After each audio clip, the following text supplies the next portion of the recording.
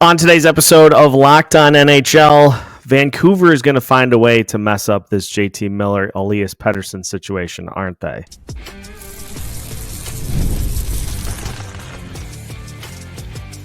You're Locked On NHL, your daily podcast on the National Hockey League.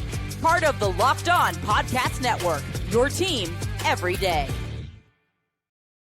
Hello and welcome into another episode of Locked On NHL. We are your daily NHL podcast, and we are your team each and every day. We thank you for making Locked On NHL your first listen each and every day as well. Make sure you subscribe on YouTube and your favorite podcast platform so you don't miss out on any new episodes throughout the week. Today's episode of Locked On NHL is brought to you by FanDuel. You can start the season with a big return on FanDuel. New customers can place a $5 bet and you'll get started with $200 in bonus bets if you win or lose your first $5 bet. Yes, I said if you win or lose your first $5 bet. Visit FanDuel.com to get started. On today's episode, we take a look at the unfolding drama in Vancouver. Will JT Miller get traded? Will Elias Petterssen get traded? Will either get traded? Will both get traded?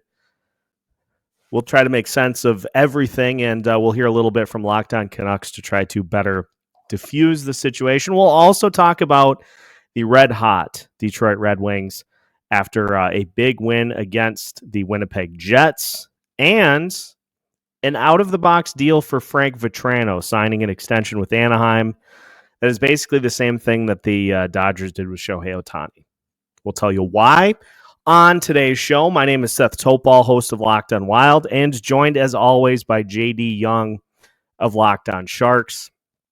And before we get to the Frank Vatrano extension, we got to talk about we gotta talk about this Vancouver situation, because there is a palpable bad vibe that is circling this Vancouver Canucks team right now, and it's leading to some tense situations, most notably involving Elias Petterssen and JT Miller. And now it has gotten to the point that they may not both be in Vancouver by the time the season is done. So it's a little on the dicey side, to say the least. And it's funny because it comes after a season in which the Canucks had one of the better years that they've had in a while. Yeah. And all of a sudden now this year, it just seems like everything is kind of falling apart. This feels very Canucks, right? The history of the Canucks tells you that this is probably not going to end well, because the Canucks just can't have nice things, unfortunately. I feel for Canucks fans. For the most part, great fan base. But, like, they just can't have nice things, unfortunately. They are just that team that, like, every time things seem to start to kind of go in the right direction, like this team that they kind of went through a rebuild. They had some terrible general managing, some terrible decisions that they went through, but it felt like they found their guys, right? You got Quinn Hughes, Elias Petterssen, who, before he signed this massive deal, looked like to be one of the biggest kind of up-and-coming superstars in the NHL. You have JT Miller, who's been, excellent. Like, it found like they found this core of kind of their next great guys, and this is going to, kind of maybe kickstart a prolonged run of success. And this Canucks team right now is wobbly. Like, we watched, they lost tonight to the Montreal Canadiens. The Canadiens are kind of I think the Canadiens eventually that fun frisky phase, but like they had a 3-1 lead in this game. JT Miller has a 4-point night, and they lose in overtime to this kind of scrappy Canadiens team. And like, you just can't put this, like, good teams put away this Habs team, right? And the Canucks just right now are just not a good team. I know they're dealing with a bunch of injuries, and Hughes came back tonight, and Pettersson's been out, and they've Demko has been missing some time with a back strain, like, but something doesn't smell right. Yeah, and it's this weird kind of rift, quote unquote, between Elias Petterssen and JT Miller, and Miller and Pettersson have both tried to kind of squash it in public, but it just still feels like there is just kind of this undercurrent that is seeping through every aspect of this Vancouver team. And they had such a killer instinct last year. They just seemed like they were able to find the right moment to strike in every game. Like every game, it seemed like they had these opportunities to pounce and to pull a victory out of thin air in games where they were absolutely, or just put teams away, right? When you're up 3-1, all of a sudden it's 4-1, 5-1, and then you're taking the third period where it's cardio the rest of the game, right? Like, yeah, just not this year. And it's interesting too, because Elias Petterssen has certainly not shied away from any of this. He's been pretty vocal over the last few weeks. He had a quote with Sportsnet from earlier yesterday. He said, "I know I can do better. At the end of the day, I have expectations from the club, and obviously I haven't met them yet. But it doesn't matter what people say. I know what I can do, and that's what I'm focusing on doing." And then also was asked about these trade rumors. He said, "I'm aware of it. I've heard of it. But then it's like, can I control it? No. I'm sure it'll go away if I play better and if we win." Then asked if he wants to remain with the Canucks. He said, "Yeah, of course. That's why I signed here. Of course." Like, these are the kinds of questions, if you continue to get asked about them, these are the kinds of things that lead to your performance being a little off. If you're constantly having to navigate these trade rumors and people asking, well, what's going on? How come you're not performing at the same level you did? Like, it just wears on you after a while. Mm-hmm. Yeah. And, he dealt with the injury last year. Well, even before the contract, right? There was it feels like there's been a whole saga with Pettersson, right? Even before the contract of, well, should they give him the contract? Like, this is a massive amount of contract. There was some, kind of his performance was a little bit up and down. After he signed the contract, there was the knee injury, and he clearly was not the same guy in the playoffs last season.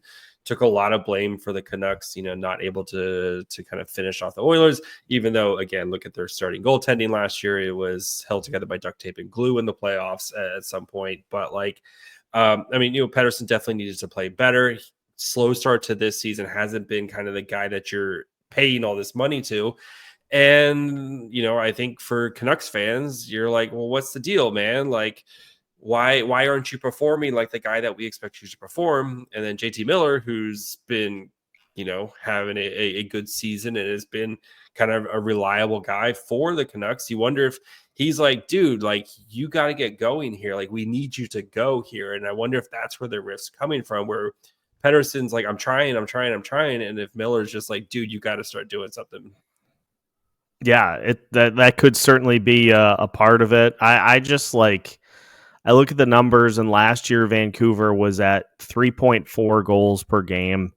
The only teams that were better than them were Tampa, Edmonton, Dallas, Toronto, Colorado. So obviously one of the better offensive teams in the league.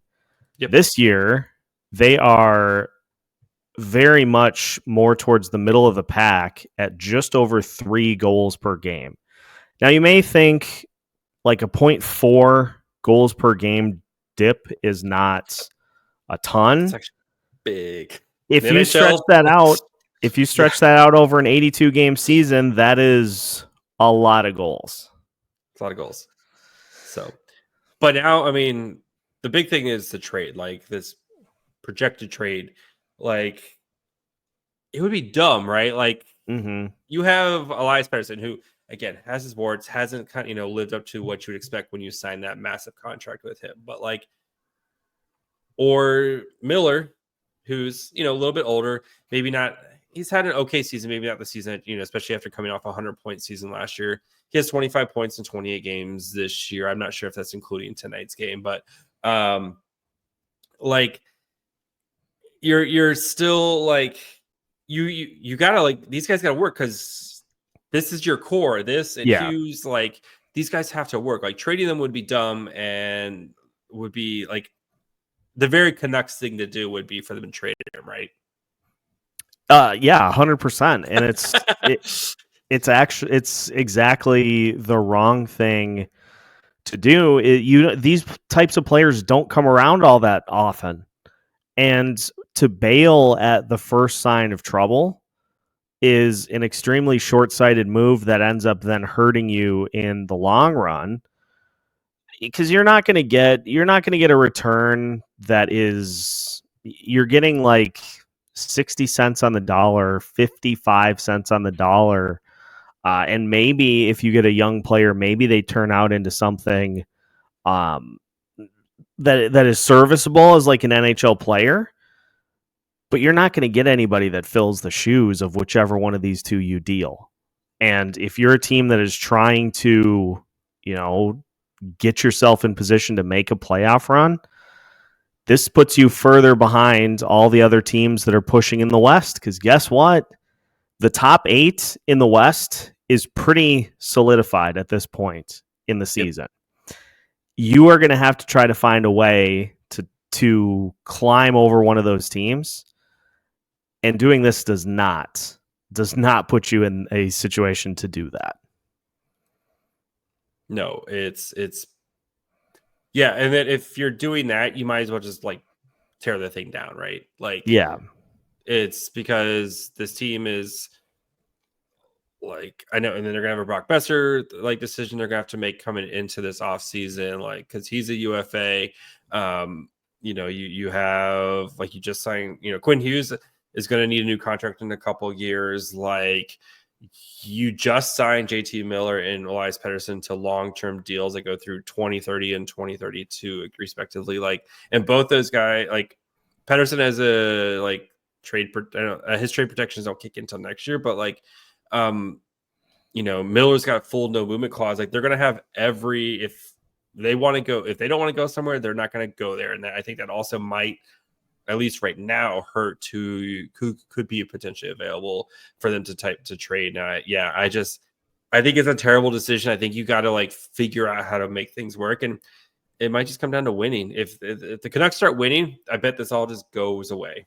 It's amazing how much that can just cure all this type of thing. But you know who has certainly some opinions on this as well is our good friends Trevor and Kyle at Locked On Canucks. So let's hear where the beloved Locked On Canucks hosts stand on the Elias Pettersson, JT Miller debacle. This is a team that has existed for 55 years. And Kyle, I'll introduce you, let you have the floor in a bit, but of those 55 years, how many times have they had a Stanley Cup contender? For maybe like less than 10 of those years for sure. 100%. Right? And they should be in a window right now. They have a Stanley Cup contender. I know things haven't gone the way this season, but trading JT Miller or trading Elias Pettersson could be the biggest mistake in franchise history. So that's what I want to touch off the jump. I mean, if this is actually going to happen, and I personally don't believe that is actually going to happen, but if it happens, they better freaking win that trade, because that could be the biggest mistake in Canucks history. My co-host, Kyle Bowen. I love you, buddy. Take it away. Like I said, like, it's so fascinating, and it's also not on the fans or like the media. Like Alvin's been open about this. Like, this is on the Canucks. It's everything. It's there's just so much noise. It's Rick talking and Quinn Hughes being open about it too. It's a lot of things. Okay, it's kind of self-induced, and it's kind of immature, to be honest, for real. Yeah, understanding that they're only like 37 games into the season, after having a pretty historic season last year in their own regards, right? Like, franchise-wise, even if you look at the point totals and, getting to the second round of the playoffs in Game 7 for this franchise, do the math, look at the history books, that's like top pinnacle, top 10 playoff performance of all time, okay? That's just the truth. This team's only been past the second round 3 times. It's sad, I know. But just rallying off of what Trevor said, yeah, this definitely could be the biggest mistake of all time for this franchise. Yeah, I mean, just dead on. And it's on the players to kind of pull themselves out of it, but I will say it's also on management to not pour gasoline on the fire. So I guess we will wait and see what happens. But for more on Elias Petterssen and JT Miller, make sure you're checking in with Locked On Canucks each and every day of the week. When we come back, we're going to talk about a team that was left for dead at the beginning of the season and now has started to find their flight. They've picked up their wings and they are flying. Yes, I'm talking about the Detroit Red Wings. The Yzer plan, it's working. We'll talk about it as we continue today's episode of Locked On NHL after this. Today's episode of Locked On NHL is brought to you by FanDuel. From big upsets to game-winning drives, the NFL playoffs are better with FanDuel. Because right now, new customers can bet $5 and get $200 in bonus bets guaranteed. That's $200 in bonus bets, win or lose. The FanDuel app gives you everything you need for live bets, same-game parlays, and so much more. The Minnesota Vikings, fresh off of getting throttled by the Detroit Lions, open as 2.5-point favorites on the road against the Los Angeles Rams in wildcard weekend. And if you are feeling like the Vikings can bounce back, you could pick the Vikings to cover the 3.5 or the 2.5. Or if you feel like the Rams are going to win, go with them. Regardless, $5 bet gets you $200 in bonus bets guaranteed. So visit FanDuel.com to join today and get started with $200 in bonus bets. That's FanDuel.com. Make this playoff season unforgettable with FanDuel, an official sportsbook partner of the NFL. Welcome back to today's episode of Locked On NHL. Once again, we thank you for making Locked On NHL your first listen each and every day. Seth and JD hanging out here on your Tuesday edition of Locked On NHL. And I teased it before the break. The Yzer plan is working. The Detroit Red Wings have pulled themselves out of the abyss and are in the thick of what is going to be an interesting wild card chase in the Eastern Conference. A doozy, I would say. We have the most fun thing to watch at the end of, as this season goes on. We have, and we'll talk more about it, but I just want to highlight it before we hear from Locked On Red Wings specifically. Think about how poorly we feel about the New York Rangers and the New York Islanders right now. Yep. 4 points out. 4 points out. The sky is falling. The Buffalo Sabres, who currently have the fourth fewest points in the NHL, they're still in striking distance. It's going to be a mess, and I am fully here for it. But after scoring a big win against the Winnipeg Jets, how does Locked On Red Wings feel about where the lovable team is at, and if the Yzer plan is working? The special teams for this Red Wings squad right now is playing unbelievable. Obviously, the power play more so than the penalty kill, but you already noted the penalty kill was 2 for 2 in this game. And that is huge for this team. And I think it was Sean Shapiro wrote an incredible article about the changes that the Red Wings penalty kill has made and the success that they're seeing. Now, they're not perfect. Like, they're still giving up goals here and there, but it's a much more efficient and energy efficient too, in terms of the players' energy levels as well. The PK going 2 for 2 is huge against the Winnipeg Jets. It's a really good team with a really good power play.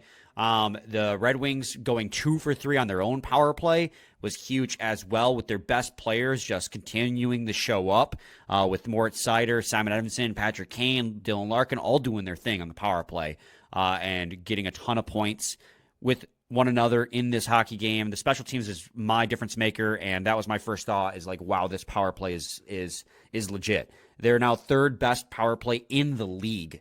They were 11th, I think, when McClellan took over. Now they are third, because I think they've scored a power play goal in almost every single game, not counting the Toronto one. They've been incredible, and it is literally the difference maker in a lot of these games, is scoring goals when you're a man up.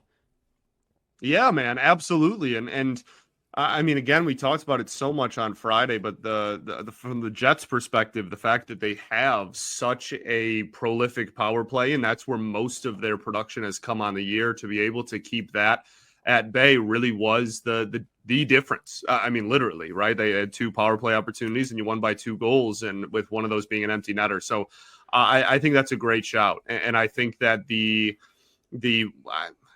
continue to play pretty inspiring hockey is what I would call it in the McClellan era.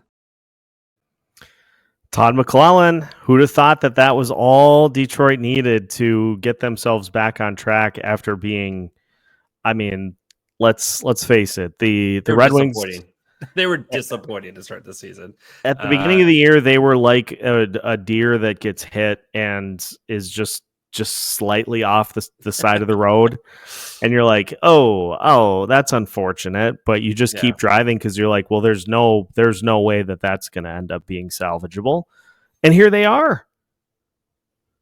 Yeah. I mean, Todd McClellan, like, providing structure, which is what he does, but like, there was a famous quote, like, just go play flipping hockey, is what he was saying. Like, just go play hockey. Like, and I think for him, providing a structure, and I know the LA Kings were very much, at the end of it by like his 1-3-1 defensive structure, maybe too much structure for them. But like, you look at what he did when he went to Edmonton, right? Took a young team and with Connor McDavid and got them kind of their first taste of playoff success, right?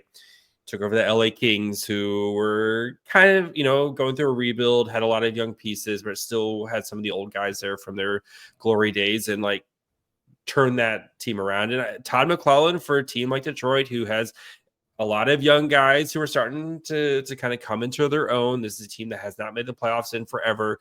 Like, there's a lot of excitement around where this team is eventually going to be. The Yzer plan, which is going glacier speed right now to try to get this thing done. Like, I think McClellan just might be the right dude right now for them to just, a guy who's been through a lot. He's, was back in the day before he became the Sharks head coach, he was an assistant head coach for the Red Wings when they last won their Stanley Cup. Like, this is one of those guys who, I don't know if it's their last Stanley Cup, or one of those Stanley Cups back in the day. Like, he was part of that coaching staff and has been around and seen a lot, basically done everything. I think he's just the right guy for them. And, they're starting to see the power play, like the boys mentioned, they're seeing the power play perform at a much better, clip. I know you went straight to the PK when we listened to it because you're a weirdo who gets obsessed about the penalty kill. But like, I think though, it's just, they needed a new voice. And McClellan is providing that. And we're going to have a really, really fun Eastern Conference wildcard race here for a team that, like, you look at the teams involved, like, the Sens, who haven't been in the playoffs in a bajillion years, right? The Canadians, who I know they went to the Cup in the COVID year, but like, it's been basically a rebuild for them. Like, the Blue Jackets are still in it, the Flyers, like the Red Wings. Like, you have one of these teams who have not made the playoffs in a long time. That fan base is going to be rabid if they're that final wildcard team. They don't care. They're going to have a blast with it. My big thing is just, we have been talking about how dead the vibes are on the New York Rangers all season. Like, yep. And ultimately they will probably, if the second half of the season goes anything like the first half has, they'll probably fall out of it at some point in the second half. But they are only 4 points out of a playoff spot right now, which is just insane to me. There is literally no team in the Eastern Conference that is more than 6 points out of a playoff spot at this point, which to me is a bummer because nobody's trading anybody on that side. I mean, the Rangers have already started trading people away. I think the Rangers would happily. I think the Rangers would happily kind of like take this as a reset year, try to get their cap clean, go into this offseason and see what they can do. Maybe they sign Gabe Perreault, who's like had, an amazing season in Boston College, et cetera. Like, bring him on as a rookie. Like, anyway, but for the Red Wings though, like, it has felt like, when are you guys going to do something? Like, when's this Yzer plan actually going to get there? And, tried to be aggressive this offseason. There was a lot of like, they were behind this guy or they were behind this guy. They tried to sign, the thought is that they tried to sign Stamkos. They tried to trade for Trouba. None of that stuff happened. Terrible start to the season, but it looks like they found their something, and at least they're playing fun hockey now. And I think that's a fan base that could use some fun hockey. Yes, most definitely. A lot of different fan bases could enjoy some fun hockey right now, but only one of them gets a chance to sign a player who is basically Shohei Ohtani. And we'll talk about the Anaheim Ducks making an interesting, and I'm not saying interesting because of the player that was signed. We're talking about the contract itself. So we'll discuss the newest retained member of the Anaheim Ducks as we continue today's episode of Locked On NHL after this. Did Rocket Money help you find any subscriptions you forgot about or didn't realize that you were paying for twice? This definitely happened to me and my family. My wife downloaded it, realized we had a bunch of subscriptions that we just forgot about, right? You just forget to turn them off. So with Rocket Money, they made it easy to track them all down. And it's like having a personal assistant for your finances. Rocket Money is a personal finance app that helps you find and cancel your unwanted subscriptions, monitors your spending, and helps you lower your bills so you can grow your savings. It brings everything together in one place, whether it's subscriptions, your spending habits, or even your goals you want to hit this year. Rocket Money has over 5 million users and saved a total of $500 million in canceled subscriptions, saving members up to $704 a year. You know how many Cam Fowler jerseys you could buy with that, Seth? That's like 3 Cam Fowler jerseys with $740 a year. So cancel your unwanted subscriptions and reach your financial goals faster with Rocket Money. Go to rocketmoney.com/lockedon today. That's rocketmoney.com/lockedon. rocketmoney.com/lockedon.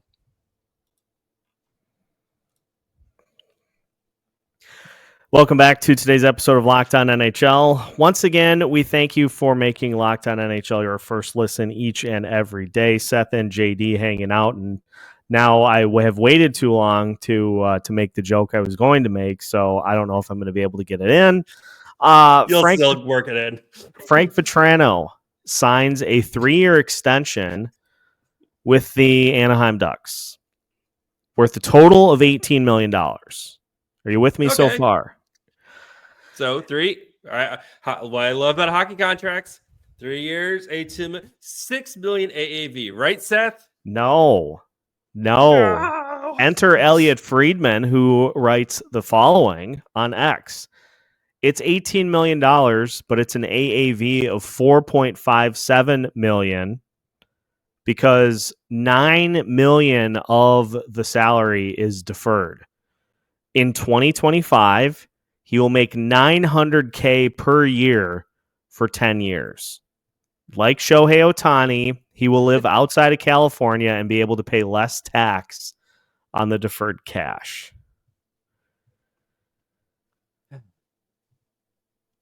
Why? Okay. The thing I love so much about hockey contracts, they're so easy to figure, like typically very easy to figure out, right? This guy makes $5 million a year for 3 years. Boom. Why? Also, as someone who lives in California, I pay my salary isn't deferred. He gets to enjoy all the perks of living in this state, and some of my salaries, like, put that aside. I'll get it later, so I don't have to pay the taxes while I still live in here.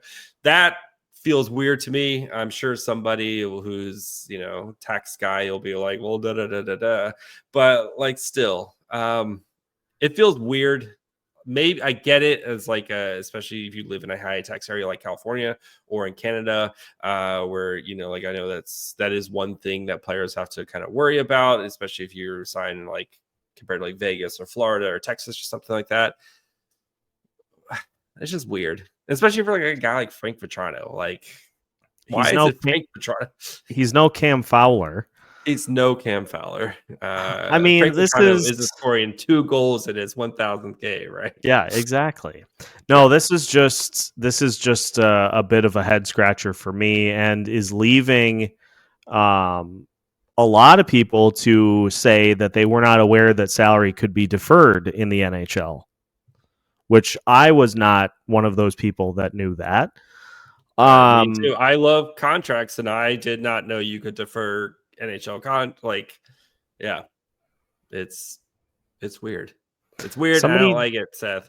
Somebody tweeting out, this is essentially tax evasion. Got it. And it's funny too, because this has to be purely Vatrano driven, because the Ducks are so far under the cap. Who cares about $1.5 million a season? Yeah, this is 100% Vatrano driven, because he was the guy who was he was going to the final year of his deal, could be a potential, trade piece for the Ducks this season, and a season where they started to play better, but this is not a playoff team by any expectation. He likes living in Anaheim, just doesn't want to pay for it. So this is by far one of the weirder contracts that I've ever seen signed. The deferral piece is just interesting. And then, so I guess it's not going to factor in at all, because I don't think there's any way that Vatrano is playing in 10 years. But no, let's say, just for devil's advocate's sake, he'll be 41 or something like that. I think so. Yeah, he's not. Yeah. Well, let's just say that he was. What would happen to the team then that took on his contract at the end or signed him at the end, and that deferred money just is? I don't know. There are a lot of loopholes to this that I just don't understand. Yeah, and is that a cap hit now on the Ducks contract? Are they going to have to pay? Is that a cap hit in 10 years from now, on the Ducks? Where does that money go? Where's that that money needs to be represented somewhere? I don't know. It's weird. I don't like it. It makes things messy. I like clean, easy to figure out contracts. If not, the NFL contracts are way over my head. I think you need a master's in accounting or something like that to figure out 10% of those contracts. And it's our nice dumb hockey contracts. They're easy, you figure it out. The biggest question is usually how do the bonuses maybe work with buyout candidates or stuff like that? But I don't know. Maybe this is them kind of testing it out, and then if they go big game shopping this offseason, which they're gonna this team has $1 bajillion in cap space, they have to start spending it at some point. Maybe it's them kind of testing the waters to see how it works, so that way if they go this offseason and try to go get big names in free agency, hey, this is something we could potentially do for you, and maybe they're just kind of testing the waters with it right now. The Minnesota Wild are going to use this on Brock Besser. I'm almost certain of it. Sign him to a 4-year deal for $80 million and just defer $79 million 60 deferred. of it. Yeah. So, well, you got to save some of that money for Z William anyway. And Cam Fowler when he's done with his current deal. Yeah, of course. So naturally, man. Good thing you'll be saving money. You can buy that Cam Fowler jersey with your Rocket Money subscription savings. So, well, that will do it for today's episode of Locked On NHL. Once again, make sure that you tune in each and every day of the week for a new spin on the NHL every single day of the week with our hosts here on Locked On NHL, but also hearing from your favorite shows when big news breaks, or when a team has 2 stars that are potentially going to be traded. You can hear all about it right here on Locked On NHL. So make sure you subscribe on your favorite podcast platforms so you don't miss out on any new episodes throughout the week. We have new episodes for you every Monday through Friday as part of the Locked On Podcast Network.